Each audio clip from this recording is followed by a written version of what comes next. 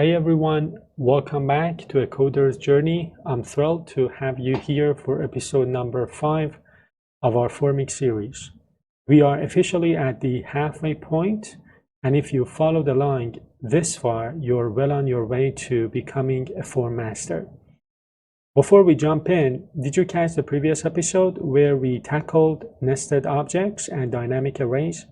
If not, you should definitely go back and watch that first, as it lays some crucial groundwork. Also, a quick reminder that the link to the complete solution file is in the description if you want to cross-reference your code.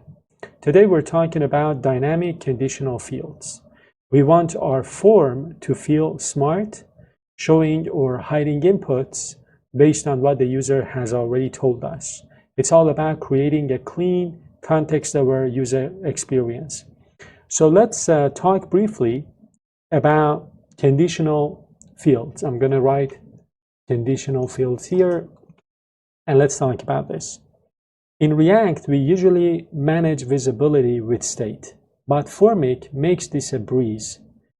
So there are different parts, 3 components basically. The first part is the logic. So we use Formik's values object, which we have already worked with, to pick at the current form state. Then the next component is the user interface, where we conditionally render JSX based on those values. Last but not least, we've got the validation, and for validation we're going to use Yop's when method to ensure validation rules only apply when the field is actually active. So the first step would be to add some conditional, fields to initial values. The intent would be for us to, implement some conditional fields, but before we can use a field, Formik needs to know it exists. So we need to register a new field called internship duration in our state right after the start, even if it's not visible yet. So what I am going to do in initial values, take a look here. In initial values, we have, a work experience, we've got address and so on. Now here, I'm going to render internship duration like this. So I can even, remove this comma. It gets added automatically. So again, even though the user might not see this field immediately, we add it to the initial values objects. So think of this as defining the schema of our state. By setting it to an empty string, we ensure that when our component eventually renders the field, Formik is already tracking it. This prevents, uncontrolled to controlled component in React. The warnings of uncontrolled to controlled component in React. Now, in the context of our application, the job portal, this field will live quietly in the background until the job type that we have changes to internship. Now, the next part would be to update our schema with the when method. We need our validation, right? We need that validation to be just as smart as our UI. We don't want to show an error for a hidden field, but we definitely want we want this field to be mandatory if it is shown. So I've got my, schema here. This is the schema that we have developed so far. And I am going to add another, declaration to this schema for internship.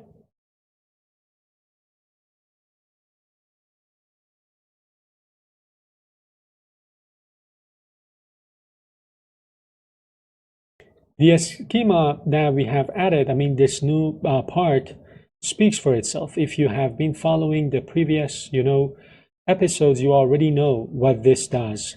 This is where the actual magic happens. The when method that we have here tells Yop, look at the job type, right? Look at this field first. The first argument is the field we are watching, so the job type. The second argument is a callback function that receives the current value of the field, the job type field, and the current schema for the internship duration. And then we use a ternary operator here, right? We use this ternary operator. If the job type is actually, internship, we return a required schema. If it is anything else, we return not required. So not required, required based on the job type. This keeps our validation logic context sensitive. It ties into the rest of the application by ensuring the submit button isn't blocked by a field that the user cannot even see. So with that validation out of the way, step 3 would be to conditionally render the internship duration field. We want to update the user interface. We'll use React's conditional rendering to only show the internship duration input when it's relevant to the applicant. So here we've got our form, right, with all the different input fields, and we have the work experience rendered here, right? This is the work experience that we added in the previous episode.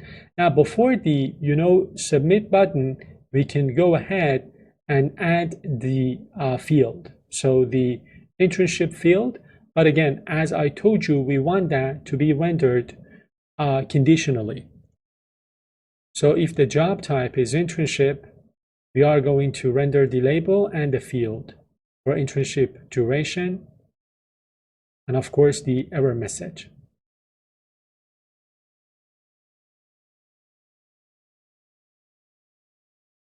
And of course I need to add the values here. So the form gets rendered now. Let's talk about the new portion that we added here before we move on. Let's talk about this portion. So again, to make this work, we need to use the render prop pattern. By destructuring values from Formik, we get access to this live state, and I am passing values as well as is submitting here. So back to this portion again. Take a look at the code. We are using the AND operator here.